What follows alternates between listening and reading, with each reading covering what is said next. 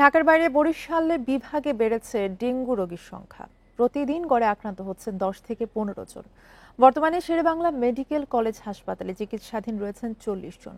এ নিয়ে আরো জানাতে বরিশাল থেকে আমাদের সাথে যুক্ত আছেন সহকর্মী আলামিন।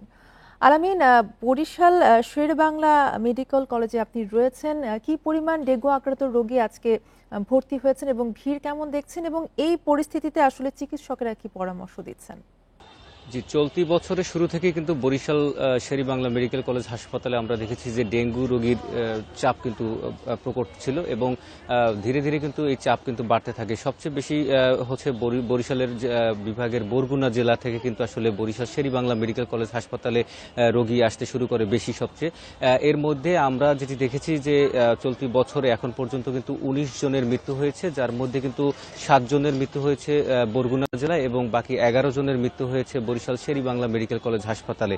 এখানে যে চিত্রটি সেটি হচ্ছে যে বরিশাল শেরেবাংলা মেডিকেল কলেজ হাসপাতালের একটি ডেঙ্গু ইউনিট রয়েছে, সেখানে রোগীদেরকে ভর্তি করা হচ্ছে এবং বরিশাল বিভাগের যে জেলাগুলো রয়েছে এবং উপজেলাগুলো রয়েছে সেখান থেকে কিন্তু ডেঙ্গু রোগীদের এখানে নিয়ে আসা হয় এবং এখানে রোগীদেরকে আসলে ভর্তি করা হয়। সেক্ষেত্রে আমরা দেখেছি যে এই পর্যন্ত প্রায় 9,657 জন ডেঙ্গু রোগী কিন্তু ইতিমধ্যে বরিশাল বিভাগে শনাক্ত হয়েছেন।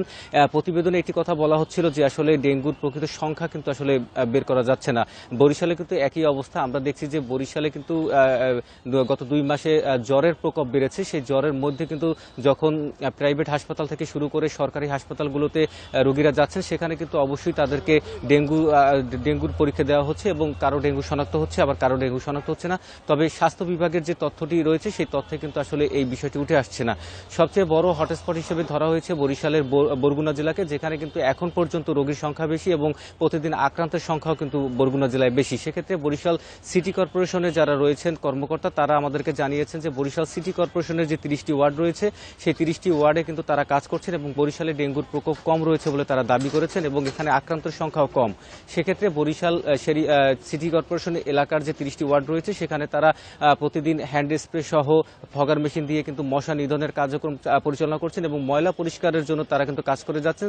সিটি কর্পোরেশনের স্বাস্থ্য বিভাগ থেকে এটি আমাদেরকে জানানো হয়েছে এবং বরিশালের স্বাস্থ্য বিভাগ থেকে বলা হচ্ছে যে আসলে যারা এই ডেঙ্গু রোগে আক্রান্ত হচ্ছেন এবং পুনরায় তারা যাতে আক্রান্ত না হন সে বিষয়ে সচেতনতা বৃদ্ধির জন্য তারা কাজ করছেন এবং বরিশাল শেরেবাংলা মেডিকেল কলেজ হাসপাতালের পরিচালক যিনি রয়েছেন তিনি আমাদেরকে জানিয়েছেন হাসপাতালে যারা ভর্তি হচ্ছেন তাদেরকে যে চিকিৎসা সেবা সেগুলো প্রদান করা এবং স্যালাইনের ব্যবস্থা করা, পর্যাপ্ত ওষুধের ব্যবস্থা করা হয়েছে এবং পাশাপাশি যারা ভর্তি আছেন তাদেরকে মশারি টানিয়ে থাকার জন্য পরামর্শ দেওয়া হচ্ছে।